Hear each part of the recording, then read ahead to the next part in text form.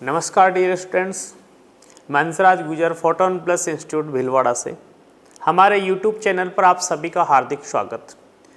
तो दोस्तों, अगर आप नए हो हमारे YouTube चैनल पर तो इसको सब्सक्राइब कीजिए और ज़्यादा से ज़्यादा शेयर कीजिए ताकि हर वीडियो आपके पास पहुंच सके। BSc सेकेंड ईयर में ऑप्टिक्स बुक जो अपनी थी और राजस्थान यूनिवर्सिटी में फर्स्ट ईयर में चलती है ऑप्टिक्स बुक, कल जो अपन ने टॉपिक लिया था इससे पहले वाले वीडियो में वो हमारे पास था फैब्री पेरो इंटरफेरोमीटर, काफ़ी इंपॉर्टेंट था और वहाँ पे अपनी यूनिट फर्स्ट कंप्लीट हो जाती है। ठीक है, आज जो अपनी यूनिट सेकंड है वो यूनिट सेकंड अपने पास स्टार्ट हो जाती है और उस यूनिट सेकंड में अपने पास पूरी में अपन डिफ्रैक्शन के बारे में पढ़ेंगे जो अपने 12th में केवल डेफिनेशन आती है, लेकिन अब जो अपन पढ़ेंगे डिफ्रैक्शन के बारे में वो काफ़ी डिटेल में पढ़ेंगे। तो दोस्तों चलते हैं अपने आज वाले टॉपिक पर कि डिफ्रैक्शन का मीन क्या है। डिफ्रैक्शन का मीन है कि अपने पास कोई भी ऑब्स्टेकल है, इस ऑब्स्टेकल पर अपन क्या करवा रहे हैं, लाइट इंसिडेंट करवा रहे हैं। क्या करवा रहे हैं? लाइट इंसिडेंट करवा रहे हैं। जैसे लाइट इंसिडेंट करवाएंगे तो अपने पास ये ऑब्स्टेकल है, ठीक है, इसके बैक साइड में अपने पास कोई भी ये स्क्रीन हो सकती है। क्या हो सकती है दोस्तों? स्क्रीन। तो क्या होगी, लाइट इस ऑब्स्टेकल के जो कॉर्नर हैं इस कॉर्नर से क्या होगी, ये टकरा के किसी न किसी डायरेक्शन में थीटा एंगल पे क्या हो जाएगी, डिफ्रैक्ट हो जाएगी। और जो इस ऑब्स्टेकल का इसके बैक साइड में जो शैडो बन रहा है उस शैडो में क्या होगी, लाइट एंटर होगी। तो इस ऑब्स्टेकल के कॉर्नर से टकरा कर और इस शैडो में एंटर होना, इस फिनोमिनन को अपन क्या बोलते हैं, डिफ्रैक्शन। क्या बोलते हैं? डिफ्रैक्शन। अगर अपने पास ऑब्स्टेकल का जो वाइड गैप है, दो मैंने डायग्राम लिए हैं, एक ये वाला है और एक अपना ये वाला है, इसमें जो इसका साइज है वो कम है और इस वाले में क्या है, ज़्यादा है। अपने पास जो डिफ्रैक्शन में आफ्टर डिफ्रैक्शन जो अपने पास फ्रिंजेज मिलेंगी, ये अपने पास जो भी फिनोमिनन हो रहा है वो एक सर्कुलर फॉर्म में मिलते हैं, इस फॉर्म में, ठीक है, इस फॉर्म में। लेकिन जैसे जैसे आप इस गैप को आप इंक्रीज करते हो, ऑब्स्टेकल की साइज को आप इंक्रीज करते हो, तो आपके पास जो अपने पास ये सर्कुलर फॉर्म में ऐसा मिल रहा था, ये धीरे धीरे किस में कन्वर्ट होता जाएगा, प्लेन में कन्वर्ट हो जाएगा। किस में कन्वर्ट हो जाएगा? आपकी इसकी साइज बहुत ज़्यादा हो जाए तो आपके पास क्या हो जाएगा, प्लेन में कन्वर्ट हो जाएगा। अब डिफ्रैक्शन के लिए दो कंडीशन है। क्या है बच्चों? कि अपने पास जो ऑब्स्टेकल है ये, इसकी जो साइज है, ठीक है, जिसको अपन ए से भी रिप्रेजेंट कर देते हैं, ई से भी रिप्रेजेंट करते हैं, और एक अपने पास क्या होगी, वेवलेंथ। क्या होगी बच्चों? वेवलेंथ, जो अपन लाइट इंसिडेंट करवा रहे हैं, ठीक है। इन दोनों की ऑर्डर क्या होनी चाहिए, इक्वल होनी चाहिए। जैसे सपोज वेवलेंथ की आपकी ऑर्डर चल रही है 2 × 10⁻⁻7 मीटर, तो आपका ऑब्स्टेकल है वो भी किस में चलना चाहिए, इसकी भी ऑर्डर किस में होनी चाहिए, 10⁻⁻7 मीटर में। अगर ऐसा है तो आपके पास डिफ्रैक्शन होगा, अदरवाइज डिफ्रैक्शन को आप क्लियरिटी में नहीं देख सकते।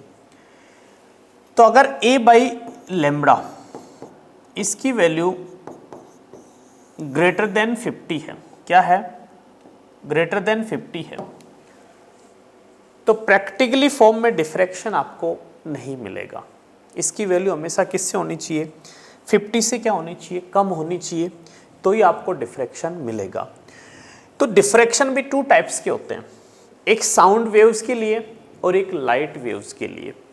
साउंड वेव में भी डिफ्रैक्शन होता है और लाइट वेव से भी क्या होता है, डिफ्रैक्शन होता है।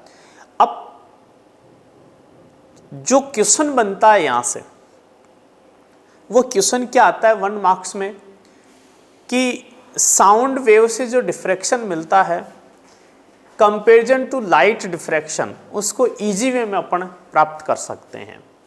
तो इसका रीजन क्या है कि जो अपने पास साउंड वेव्स के लिए किसके लिए, साउंड वेव्स के लिए जो इसका ऑर्डर होना चाहिए, जो ऑब्स्टेकल है उसका ऑर्डर अपने पास 1 सेंटीमीटर होता है, जबकि अपने पास जो लाइट्स हैं, लाइट डिफ्रैक्शन के लिए कितना होता है, -10⁻⁷ मीटर।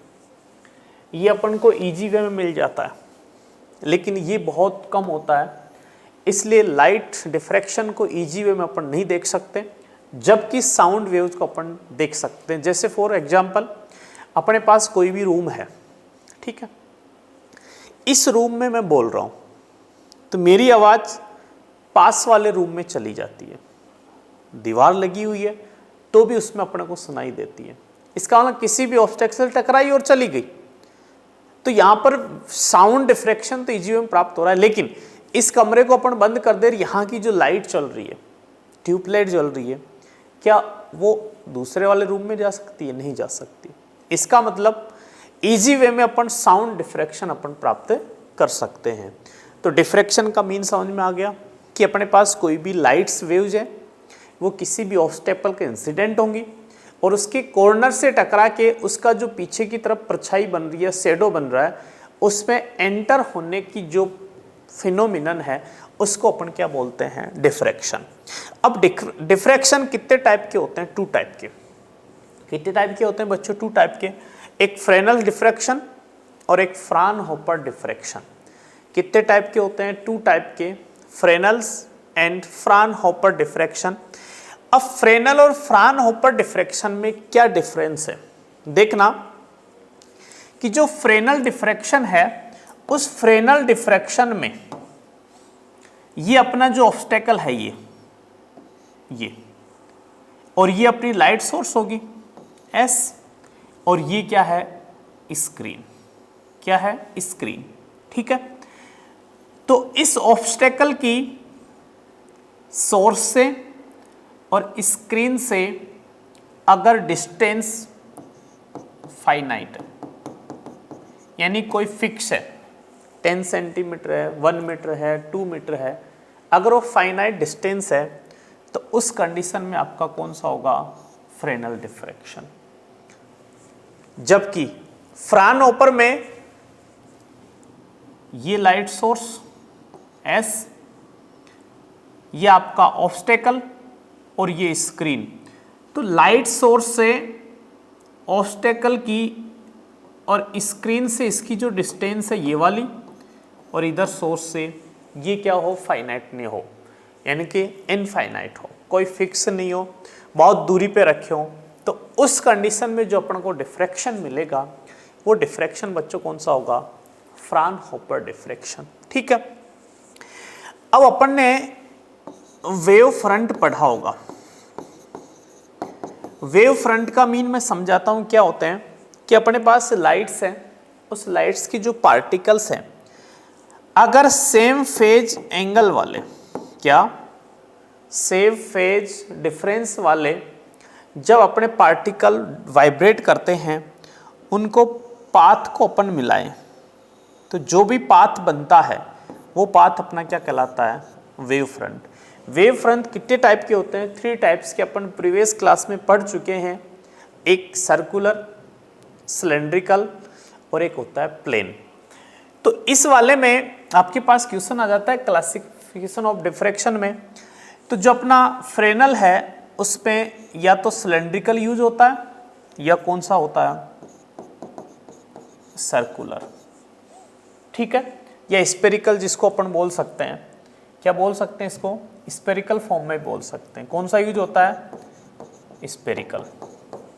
ठीक है, जबकि इस वाले में कौन सा यूज होता है, प्लेन वेव फ्रंट, क्योंकि बहुत ज़्यादा डिस्टेंस पर अपना लाइट सोर्स होता है, वो जाके क्या हो जाता है, फैल जाता है, तो वहाँ पर क्या बनता है, अपना प्लेन वेव फ्रंट बनता है। तो इस वाले में कौन सा यूज होता है, प्लेन वेव फ्रंट, जबकि इसमें कौन सा होता है, स्पेरिकल, या जिसको अपन सिलेंड्रिकल बोल सकते हैं, दोनों यूज होते हैं। इसमें मैंने अभी बताया था कि source of screen eight finite distance from the obstacle, जबकि इसमें क्या होता है, फोकल पॉइंट ऑफ लेंस, यानी कि बीच में आपके पास एक लेंस लगा होता है जिससे आपको इन लाइट को इंसिडेंट करवानी पड़ेगी। नेक्स्ट क्या है, कि move in A way that directly correspond with any shift in the object, यानी कि अपने पास कोई भी ऑब्जेक्ट है, उस ऑब्जेक्ट को अपन डायरेक्टली क्या कर सकते हैं, शिफ्ट कर सकते हैं, आगे पीछे कर सकते हैं, जबकि इसमें क्या होता है, फिक्स पोजीशन पे होगा। इसमें अपन कर ही नहीं सकते कि बहुत ज़्यादा डिस्टेंस पे होता है।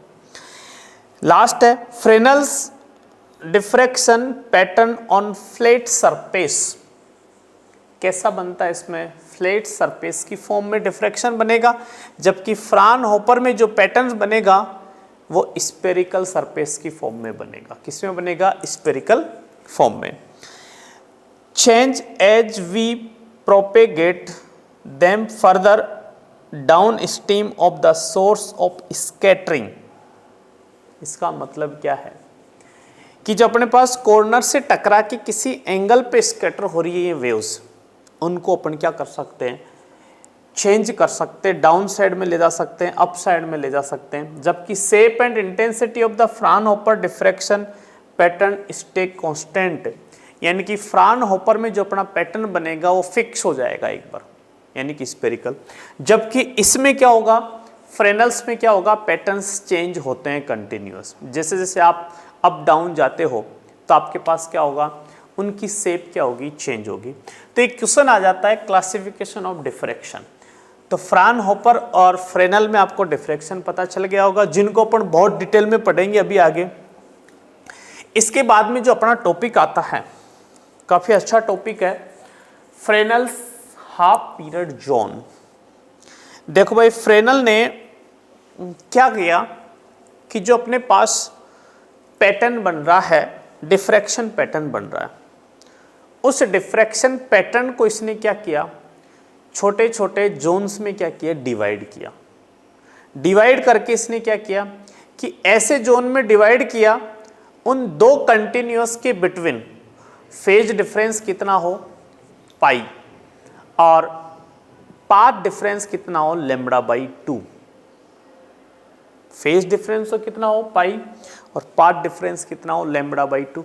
ऐसे जोन्स को अपन क्या बोलते हैं, फ्रेनल्स हाफ पीरियड जोन। अब इधर मैंने 3 डायग्राम बना रखे हैं, एक ये वाला, एक ये वाला, एक ये वाला। सबसे पहले मैं इसकी बात कर रहा हूं, ठीक है। अपने पास कोई भी लाइट सोर्स है, यहां से ये क्या है, लाइट सोर्स है, ठीक है।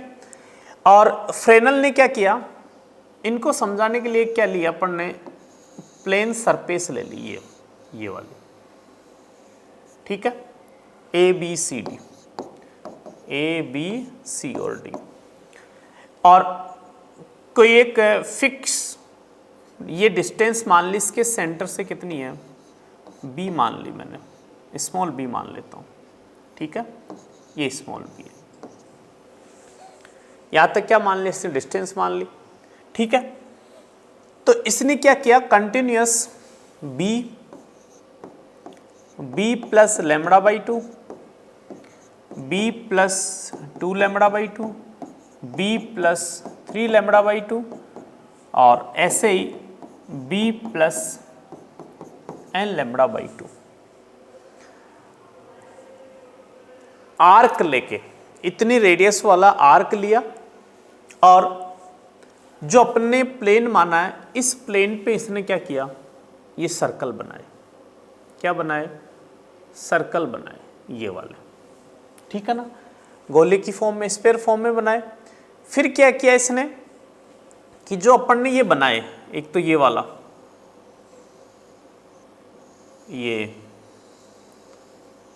ये ऐसे बहुत सारे बनाए उसने, तो कंटिन्यूस बनाए। फिर क्या किया उन्होंने, वर्टिकल कोई भी लाइन से इनको कट कर दिया। जैसे वर्टिकल लाइन से कट किया तो इनकी जो रेडियस, एक ये रेडियस वाला, एक ये रेडियस वाला, तो इधर आओ, फर्स्ट वाला ये वाला कट के बाहर निकल गया, इसको बोलते हैं फर्स्ट हाफ पीरियड जोन।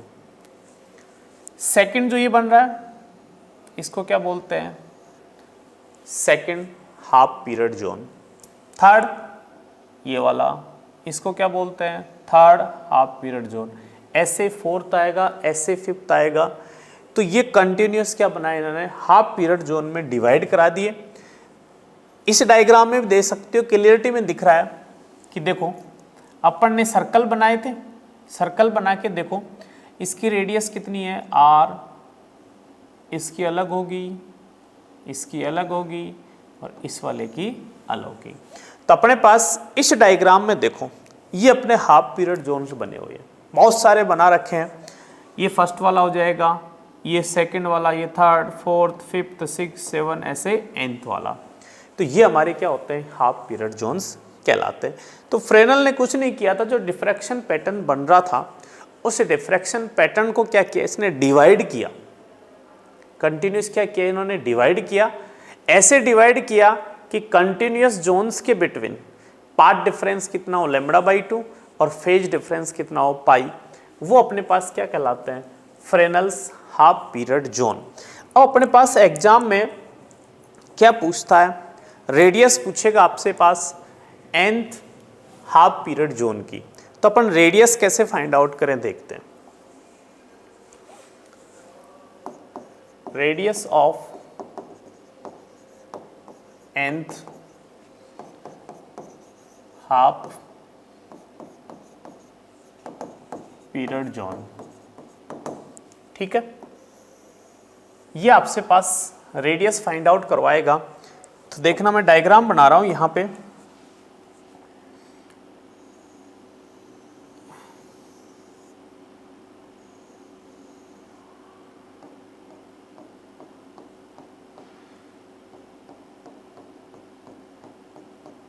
ठीक है। ये हमारे पास क्या था, ये P पॉइंट था, इसकी डिस्टेंस अपन ये O ले लेता हूं मैं, ये डिस्टेंस कितनी, स्मॉल b, ठीक है। और यहाँ पे जो अपने पास पॉइंट होगा इसको मैं इससे मिला देता हूँ, ये होगा अपने पास b + n λ/2 और जो ये वाला अपना पार्ट होगा यहाँ से लेकर यहाँ तक ये रेडियस होगी Rn। ये हमारा क्या कहलाएगा, nth हाफ पीरियड जोन। इसको मैं नाम से इंडिकेट कर देता हूँ, ये जैसे m, ये O हो जाएगा और ये हमारा क्या हो जाएगा, P हो जाएगा।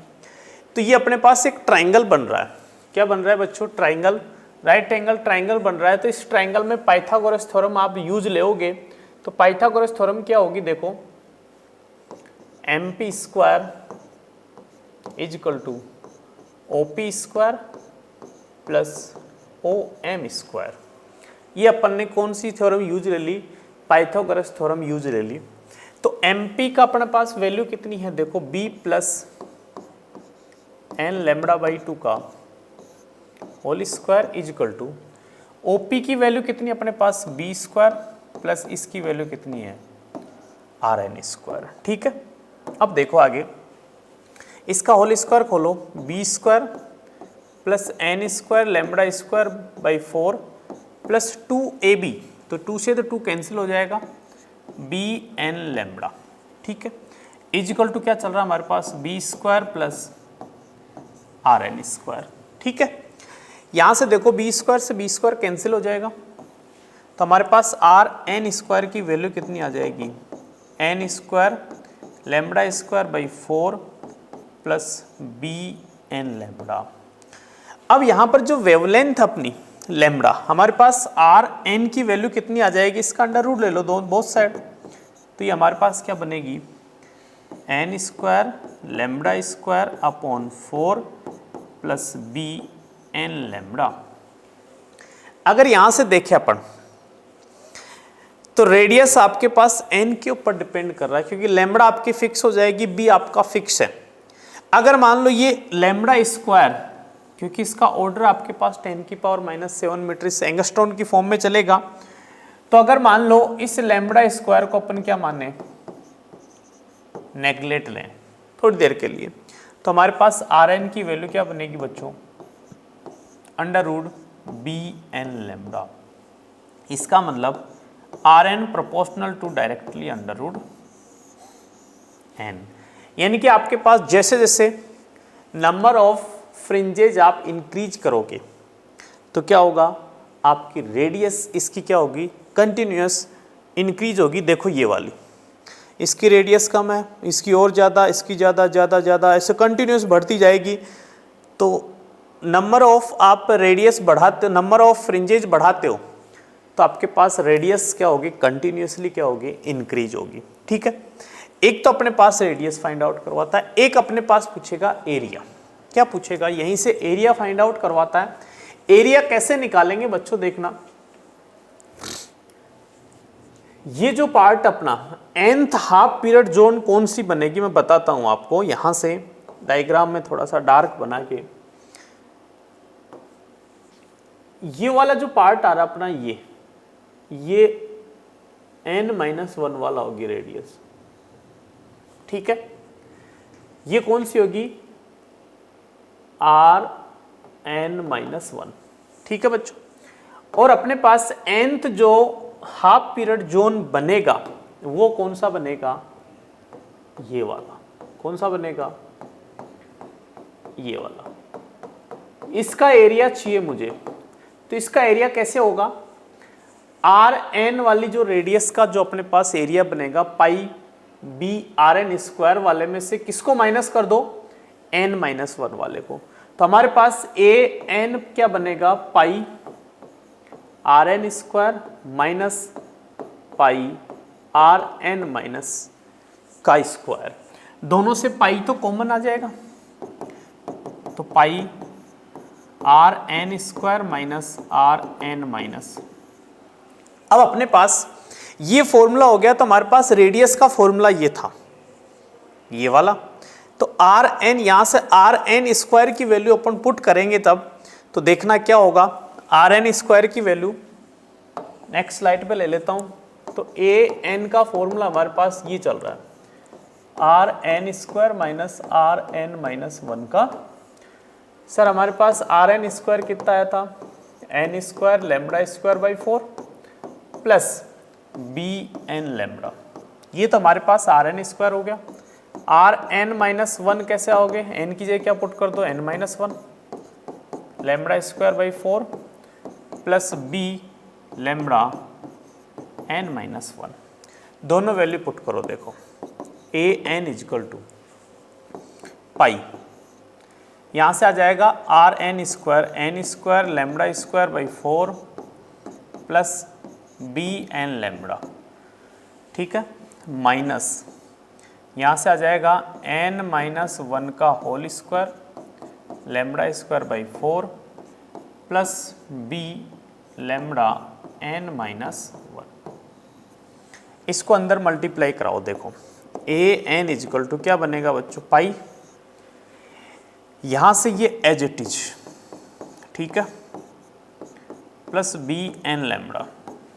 मैं इसका होल स्क्वायर खोल रहा हूँ, नेगेटिव को अंदर भी मल्टीप्लाई कराऊंगा, तो ये बनेगा माइनस का n² λ²/4, माइनस माइनस क्या होगा, प्लस λ²/4। फिर आएगा 2ab, माइनस का 2 भी आएगा, लेकिन प्लस 2 से तो 2 कैंसिल होगा, तो हमारे पास क्या बनेगा, 2n λ²/4, सॉरी यहाँ से 4 लगा देता हूँ ताकि अपन कैंसिल कर लेंगे, या डायरेक्ट ही आप मैं इसको 2 लिख देता हूँ।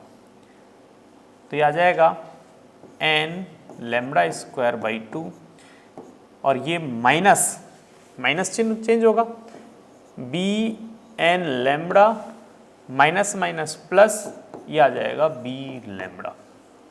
अब देखना क्या क्या कैंसिल हो रहा है बच्चों, इसमें से देखना।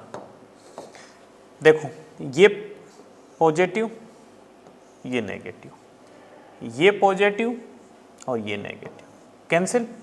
तो बचा क्या हमारे पास, एक तो ये वाला पार्ट, ये और ये। तो हमारे पास क्या आ जाएगा, देखो लास्ट में आंसर, तो An इजकल टू पाई। ठीक है, यहां से बच्चा b λ प्लस का n²/2 और प्लस का क्या बचा, λ²/4। आप चाहो तो इन दोनों से λ²/4 कॉमन ले सकते हो, तो ये हमारे पास b λ plus lambda square by 4 मैंने कॉमन ले लिया, यहाँ से बनेगा 2n+1। ये हमारे पास लास्ट फॉर्मूला आ गया। वही आप यहाँ पे अगर इसको नेगलेक्ट मानते हो, क्या करते हो, लैम्बडा स्क्वायर को आप नेगलेक्ट मानते हो, तो हमारे पास an इजिकल टू क्या आ जाएगा, पाई बी लैम्बडा। अब देखो, यानी कि लैम्बडा स्क्वायर को आप अगर नेगलेक्ट मान के चलते हो तो हमारे पास जो एरिया आया वो एरिया n के ऊपर डिपेंड कर ही नहीं रहा। इसका मीन क्या हुआ कि चाहे आपके पास फर्स्ट हाफ पीरियड जोन हो, सेकंड हाफ पीरियड जोन हो, थर्ड हो, चाहे 20 वाली हो, हर फ्रेनल्स हाफ पीरियड जोन का एरिया हमेशा क्या रहेगा, कांस्टेंट रहेगा। क्या रहेगा, कांस्टेंट रहेगा। जैसे ये, चाहे आप ये वाला ले हो, ये भी हमेशा कांस्टेंट रहेगा, चाहे आप ये वाला ले हो, इन सभी का एरिया क्या रहेगा, लगभग इक्वल रहेगा।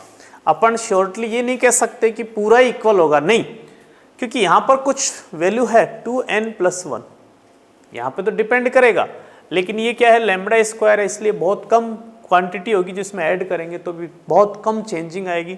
तो उस कंडीशन में अपने पास एरिया क्या रहेगा, सभी का क्या होगा, इक्वल होगा। इसका नंबर ऑफ फ्रिंजेज पे आपका जो एरिया है हाफ पीरियड जोन का वो डिपेंड नहीं करेगा। तो आज अपन ने जो यहाँ तक टॉपिक पढ़ा तो समझ में आया होगा, और ज़्यादा से ज़्यादा शेयर कीजिए हमारी क्लास को ताकि आपके हर दोस्त के पास पहुँच सके। ठीक है, नेक्स्ट क्लास में मिलेंगे अपन, इसी के आगे कुछ टॉपिक उठाएंगे, तो कंटिन्यूस चलेंगे। थैंक यू, आज के लिए इतना ही।